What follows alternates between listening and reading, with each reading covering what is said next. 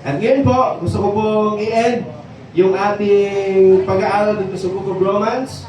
Ang ating series po is Gospel Explained, Gospel Express. And today, tayo po ay mag-i-end po dito sa ating book series, chapter 1, Romans chapter 1 to 11. We explain po the gospel. Ano ang gospel? Ano ibig sabihin ng gospel? And chapter 12 to 16. Ano naman po yung response natin sa gospel? Kaya last time, we study po ano yung response natin sa gospel. Sabi natin, kung tayo po ay naunawaan natin yung gospel, isusuko natin ang ating buhay sa Panginoon, maglilingkod tayo sa Diyos, magsasabit tayo sa mga otoridad, at magpapalakasan tayo sa bawat isa po sa atin. At ngayon naman po, I will ask you a question. What is your greatest ambition in life? Okay? What is your greatest ambition in life? Ano po ang pinaka-ambition po natin? Pwede ba natin sabihin sa katabi natin, ano yung ambition natin sa buhay? Ano ang ambition natin? Alam niyo po, tayo di ba, nung bata tayo, tinuruan tayo na ano ang magiging gusto natin paglaki. Natanong niyo na ba yung mga anak ninyo o natanong na ba kayo ng ganon? Sabi natin, gusto po maging doktor. Si Nathan, pag tinanong ko, sabi niya, gusto niya daw maging police, maging builder, at maging pastor. Ay, tatlo, no? Ewan ko kung kalooban ng Panginoon sa kanyang buhay. Pero lahat tayo, pinalaki tayo na merong ganitong kaisipan, na dapat meron tayong mapuntahan yung ating buhay. At maganap yun, mangyari yun sa ating buhay. Maybe for some of us, ay umasense yung buhay natin, makapagtapos ng pag-aaral, magkaroon ng maayos na trabaho. Iba sa atin, makapag-asawa sa mga walang pang-asawa. No?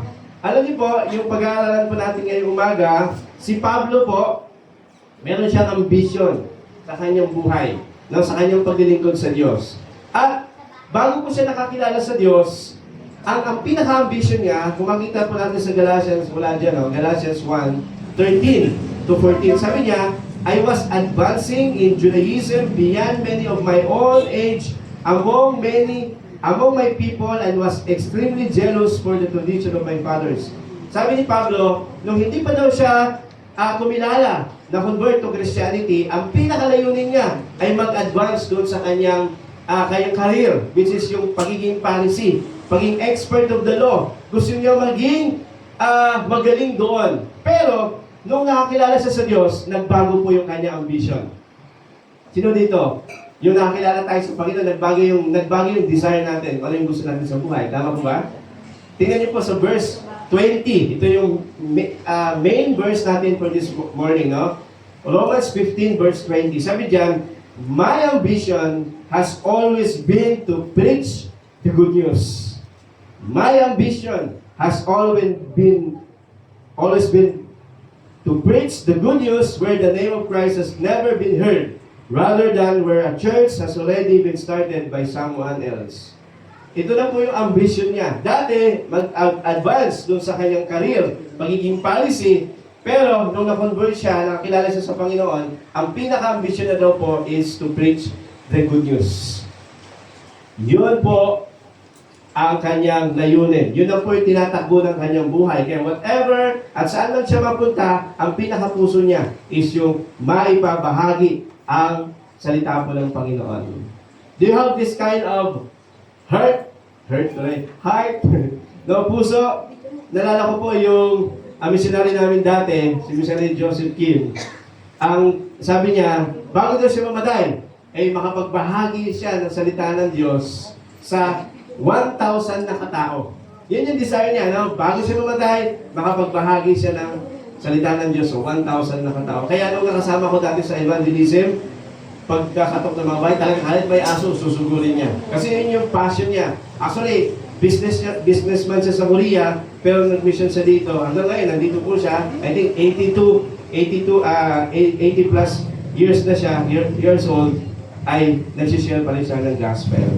Now, nahinin niyo po yung ating title ngayon, Our Greatest Ambition, Sharing the Gospel. Now, our greatest ambition is to share the gospel. Gusto ko lang pong, nag-start tayo dito sa Book of Romans sa gospel. What is the gospel? No? And mag-i-end tayo sa gospel. Ano dapat natin gawin doon sa gospel na meron tayo? Okay? And bago yan, gusto ko lang i-share sa inyo yung aming travel po doon sa Palawan. Okay? Ayan. Napakahaba ng travel namin, no? Kasi dito kami nag-start, no? So, of course, sa airport, bumiyahe kami papuntang Rizal. 4 to 5 hours ang biyahe po. 6 hours pag naka-bus ka. And then, dyan po kami seminar, dyan sa Rizal po. Malayo po yan, sa Ordor, Palawan. And then, pumunta kami dito sa Batarasa, Palawan. Diyan ko po na-meet yung una ko pong pastor. After 25 or more than 20 years, na-meet ko po siya ulit. No? Kasi mga more than 2 years ko lang po naging pastor yun. Tapos pinalitan na yung pastor kasi bumalik ko siya sa Palawan. And then, of course, bumalik kami. No? Bumalik kami ng Puerto Princesa. Mahabang biyahe. Napakahaba po. And naisip ko lang, alam niyo, sabi ni Paul, sa Romans chapter 15, verse 19, pag ko sinabi yun, sabi dyan, in this way, I have fully presented the good news of Christ from Jerusalem all the way to Illyricum. Ito po yung biyahe ni Pablo nung siya po ay nag-preach ng gospel. Nagsimula po siya dito sa Jerusalem, dito po sa Jerusalem, yan po yung kanyang pinagpulan, papunta doon sa Illyricum. No? Pupunta siya sa Illyricum, sabi niya, no? And then, pumunta din po siya ng Rome. Ayan, dyan sa Rome. And sabi ng Bible sa atin, sa Acts chapter 16, na possible, may nagsasabi na nakapunta din po siya ng Spain. Yan, pumunta siya ng Spain. Yan, sa Italy or sa Spain, no? Yun po yung naging buhay ni Pablo. Nag-travel siya para i-preach po yung gospel. Maybe, possible, 15 to 20 years. Inalay niya yung kanyang buhay para ibahagi yung salita po ng Panginoon. Marahil, of course, hindi natin ito magagawa. No? Hindi natin ito magagawa. Extraordinary work ang pinagawa ng Diyos kay Pablo. Pero sa atin po, mga believer, ang sharing the gospel is the heartbeat of every believer. Sharing the gospel is the heartbeat of every believer. Kung saan man tayo mapunta, nawa po, ito po yung ating heartbeat, tibok ng ating mga puso, na ibahagi si Kristo saan man tayo dalhin ng ating Panginoon. Alam niyo po yung salt shaker? Ang salt shaker po, o ang salt, kung nananatili lang siya sa salt shaker, sa lagayan, hindi po siya mararamdaman. Kailangan po siyang ibudbud. Yung asin, ganun din po tayo. We are the salt of this world, at kailangan din po na maramdaman tayo ng mga tao sa mundo na ito. Amen po ba? Kaya, our greatest ambition, ano po ang greatest ambition natin, is to share the gospel. Nawa, bilang nakakilala sa Panginoon, huwag tayong kunin ni Lord na hindi tayo nakapag-share ng gospel. Tama po? Nawa po, ay, din po yung idalangin natin, Lord, sana po, bago niyo po ako kunin, ay may bahagi ko ang salita niyo po sa ibang tao. Tatlong bagay po ang gusto ko pong matandaan niyo po sa umaga na ito. Number 1, how to share the gospel is, number 1 is you must be convinced of the gospel. No? Dapat ikaw ay ganap na kumbinsido sa ebanghelyo, sa mabuting balita. Tayo po ba ay kumbinsido, lubos na naniniwala sa katiyakan ng ebanghelyo? Amen? Kumbinsido ba tayo? Kasi sabi ni Pablo, sabi niya, I am fully convinced, my dear brothers and sisters, that you are full of goodness. You know these things so well, you can teach each other all about them. Even so, I have been bold enough to write about some of these points, knowing that all you need in this is this reminder, for by God's grace. Sabi ni Pablo, I am fully convinced. Kasi po, kung hindi tayo kumbinsido doon sa mabuting balita, I think we cannot share the gospel. I think hindi tayo magkakaroon ng puso na ibahagi po ang mabuting balita. Parang pagbibenta. Di ba? Kumbaga sa sales po, para mabenta mo yung produkto mo, dapat ikaw muna kumbinsido ka na doon sa binibenta mo. Tama ba ba? Amen ba? Kaya, naunawanan po ba natin yung gospel? We spend 2 months, no? What is the gospel? The gospel is from the Lord, nakasentro kay Christ, at yung gospel na tinanggap natin ay binago po ng ating buhay. At ang sabi dyan, I am fully convinced, my dear brothers and sisters, that you are full of goodness. Ang mga kumbinsido daw po sa mabuting balita ay meron daw po siyang full of goodness. Puspos ng kabutihan sa kanyang buhay. Ibig sabihin, ang mga naintindihan yung gospel ay talagang lubusang binago yung kanyang buhay. No? Full of goodness. Puspos ng kabutihan. No? Na-transform yung kanyang buhay. Naniniwala ba kayo na kayo ay binago na ng Panginoon? Alam niyo po, gusto niyo bang malaman kung ang buhay niyo po ay binago na ng Diyos? Gusto niyo po malaman? Tanungin niyo po ang asawa ninyo. Tanungin niyo po, mahal, talaga bang binago na ako ng Diyos? Tanungin niyo po ang mga anak ninyo po. No? At tingnan niyo po, yung buhay niyo sa community is meron bang impact po sa paligid po natin? Tama? Kasi, of course, madali lang sabihin na binago ako ng Diyos, nararamdaman ba yung pagbabago ng Diyos sa ating buhay, sa mga tao na sa paligid po natin? And the best person, witness, na tayo po ay binago ng Diyos, ay yung sa ating mga pamilya. Okay? Kaya mamaya, tanungin niyo po, ang asawa niyo. Sasabihin ng asawa niyo, tanungin niyo, mahal, talaga ba binago na ako ng Diyos? Sasabihin ng asawa mo, hindi ka magagalit? Kung sinabi ko? Okay. Of course, open tayo na magtumanggap ng anong tingin ng ibang tao po sa atin. Alam niyo po, the best way to invite a person is not through our mouth, but through our lives. The best way to invite a person sa simbahan, hindi sa pamamagitan ng ating mga salita lang, kundi sa pamamagitan ng ating buhay, binagong buhay. Yung kung paano tayo magsalita, kung paano tayo nakikitungo sa ating kapwa, kung paano natin pinapakitunguhan ang ating pamilya, nakikita ng mga tao yon. Kaya ang encouragement ko po pag meron tayong tao gustong madala sa simbahan, is huwag mo na nating dalhin sa simbahan. Huwag mo nating agad-agad i-invite sa simbahan. Ipakita mo na natin ang buhay natin na binago tayo ng ating Panginoon. At sooner or later po, sila po ay kusa na po. Dalhin natin yung gospel sa kanila, share natin yung gospel, manalangin tayo sa kanila, and sooner or later po, yung ating binabahagi, yung ating sinasabi, kung kitang-kita po yan sa buhay natin, panigurado po, sila din po, hindi na po sila mahirapan na umatin po sa ating mga simbahan. Amen?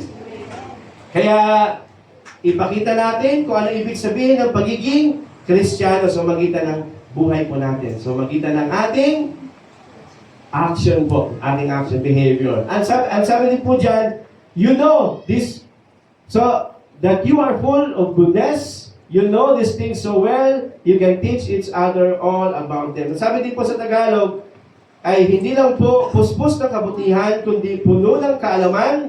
Ibig sabihin, hindi po ito tumutukoy sa madami kang alam sa Bible, kundi yung ating buhay po is ang ating nalalaman, yung ating narinig dito ay naisa sa bumuhay po natin ng maayos po. Kaya nga, kung maalala niyo po, yung sinabi ko po, pinakauna pa lang, ang goal ko po, habang pinag-aaralan natin itong gospel, ay maging gospel fluent tayo. Maging kabisado natin yung gospel. Maging pamumuhay natin yung gospel, yung mabuting balita. We do not to force people, no, to go to church. Pero pinapakita po natin yung ating pananampalataya sa ibang mga tao. Ang sabi po ni Pablo, sabi diyan, they were convinced by the power of miraculous signs and wonders and by the power of God's Spirit. Yung mga tao daw po, sabi ni Pablo, naniwala daw sila dahil sa mga milagro, mga signs and wonders na nakita nila sa magitan ng kapangyarihan ng banal na Espiritu. And napag-isipan ko lang po, no? Inisip-isip ko lang, ano ba yung mga signs and wonders natin ngayon? Yung mga milagro, yung mga miracles. Alam niyo po, ang pinaka great or greatest miracle sa buhay natin is yung pinagong buhay natin. Na tayo ay niligtas, tayo po ay makasalanan, at binago yung ating buhay. That is the greatest miracle ng ating buhay. Naniniwala ba kayo doon? That is the greatest miracle. Pangalawa po, not just convinced by the gospel, kundi consecrated for the gospel. No? Ang ambisyon natin is not just to convince o makonvince ng gospel, kundi may talaga yung ating buhay para sa mabuting balita. Ibig sabihin ng consecrated po ay maging banal. No? Yung word na banal ay hindi lang po yung parang bang seryoso palagi. Yung word na banal is yung maging kakaiba ka sa mundo na ito. Consecrated. No? Kasi may mga may mga pastors, actually doon sa Palawan, may mga na-encounter ako na mga extreme naman. Minsan, no, na pag Kristiyano ka, bawal na sa iyo ang entertainment, bawal na sa iyo maglaro ng basketball, bawal na sa iyo magsaya, no, bawal na sa iyo manood ng sine. Tama? Extreme naman po masyado yun, no? Ang pagiging banal is yung maranasan mo, yung kaligtasan, yung kapangyarihan ng Panginoon sa buhay mo, at nag-iiba ka sa mundo na ito. Iba ka sa mga tao sa paligid mo. Iba yung pag-iisip mo. Iba yung pananalita mo, how you speak. No? Iba yung way of life mo. Naalala ko po yung dating kakilala ko, nasa ibang bansa siya. Siyempre sa ibang bansa, ay medyo very limited. Kumbaga may restriction sa paniniwala. Hindi mo pwedeng i-express yung faith mo. Araw-araw. Compare dito, pwede kang, mag-share dyan, o mag-hallelujah, or magsamba kahit saan, pero sa ibang bansa, di ba hindi? And, yung kakilala ko po na yun, so leader namin natin sa church, ng ibang bansa siya, may nagsabi sa kanya, doon sa trabaho niya, sabi niya, Kristiyano ka ba? Sabi niya, Kristiyano ka ba? Natakot siya. Baka hulihin siya, no? Sabi nung nagtanong sa kanya, kasi iiba ka eh. Kakaiba ka. Hindi ka katulad ng mga ibang nagtatrabaho dito. Masipag ka, mapagkakatiwalaan ka, no? Tapat ka sa trabaho mo, siguro Kristiyano ka. No? Ibig sabihin, naiba po siya doon sa mga taong mga kasama niya. Kaya, yun po ibig sabihin ng consecrated for the gospel. Yun po yung goal natin. Ay hindi lang po makonvince ng gospel, kundi yung ating buhay ay mailaan po natin sa ating Panginoon. Amen? Amen ba? Parang nandyan ba kayo? Parang gutom na kayo Okay, Romans 15 verse 16. Sabi dito, I am a special messenger from Christ Jesus to you Gentiles. I bring you the good news so that I might present you an acceptable offering to God, made holy by the Holy Spirit. Tingnan niyo po sabi ng Bible. Ang goal ni Pablo is not only to convince them of the gospel, but to consecrate them for the gospel. Sabi niya, I might present as an acceptable offering to God, made holy by the Holy Spirit. I might present you as an acceptable to God, made holy. Kaya ang goal, ako po personally as a pastor po, no, gusto ko po kayong magtagumpay sa buhay, sa inyong larangan, kami, mga leaders po dito, no, magtagumpay tayo sa buhay. Pero ang pinakadalangin ko po ay ang ating buhay po is maging kalugod-lugod sa ating Panginoon. Kasi pwede tayo magtagumpay sa mundo na ito. Maabot natin yung mga gusto po natin. Kung wala doon ng Diyos, hindi natin naitalaga yung ating buhay sa Panginoon, baliwala pa rin po yun. Amen? Kaya, what is more important in life is yung humarap tayo sa Diyos ng karapat-dapat po sa Kanya. Yun yung puso ni Pablo. I might present you as an acceptable offering to God, made holy by the Holy Spirit. Ang goal ng church ay hindi yung dumami yung member. No? Mapuno tayo dito. Ang goal natin is ang ating buhay po is may present natin as an acceptable offering to the Lord. Balang araw kasi, haharap tayo sa Diyos, isa-isa eh. Haharap tayo sa Panginoon. And, magsusulit tayo sa Diyos. Ako po, magsusulit ako sa Panginoon. Tayong lahat ay haharap po sa Panginoon. That's why, napaka-importante na hindi lang tayo maging masaya sa mundo na ito, kundi maging masaya ang Diyos sa buhay po natin. Amen? Pwede ba natin palakpakan ng Panginoon? And lastly, compelled for the gospel. Pag sinabi natin compelled po, is yung ipupush ka, no? Itutulak ka, ibig sabihin ng compelled, no? Or meron kang sense na meron kang pananagutan na ibahagi ang salita, ang mabuting balita. Are we compelled to the gospel, for the gospel? Romans chapter 1, balikan natin yung chapter 1. Sabi dyan, for I have great sense of obligation to people in both the civilized world and the rest of the world, to the to the educated and uneducated alike.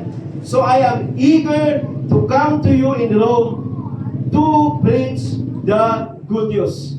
Tingnan niyo po yung heart ni Paul. Meron siyang great sense of obligations.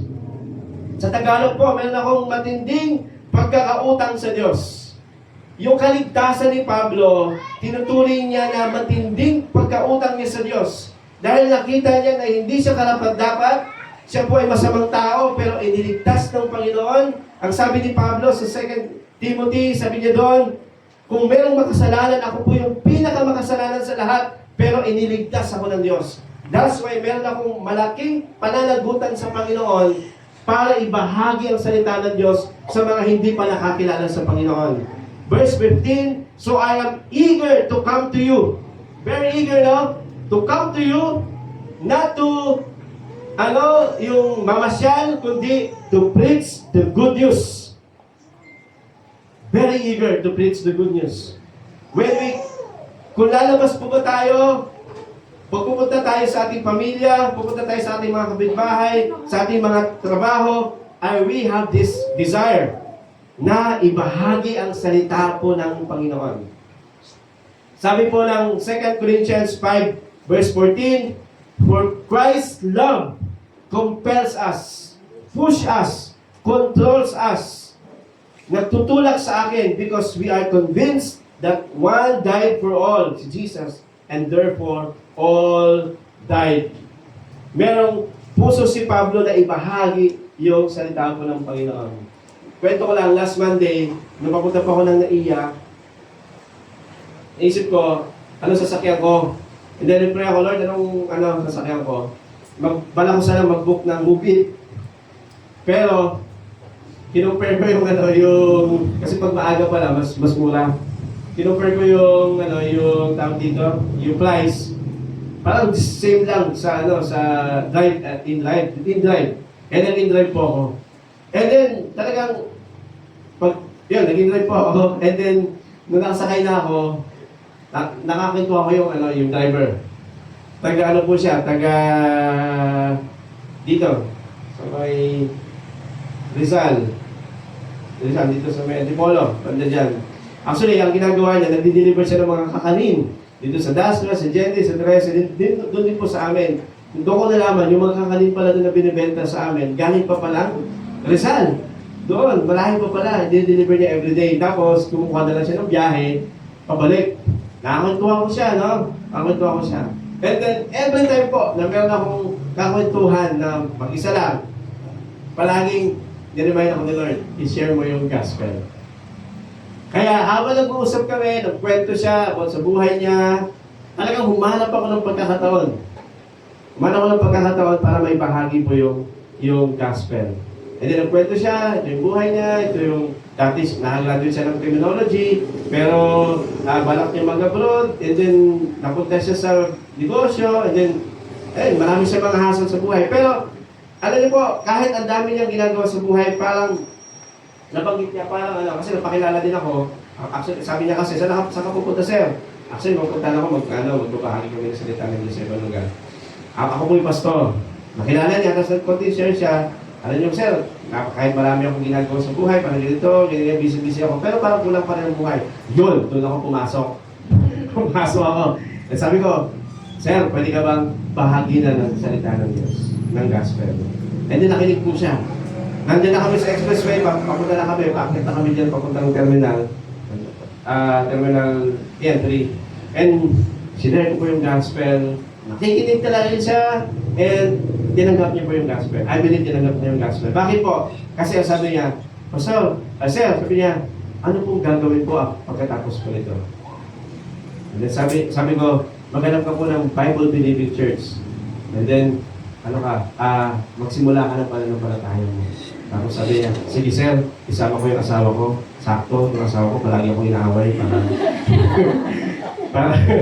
para yun, makakilala din sa Panginoon. And I praise God, no? Kasi bibigyan ka ng pagkakataon ng Diyos para ibahagi yung gospel. Pero ang pinakatanong is, what compels us to share the gospel?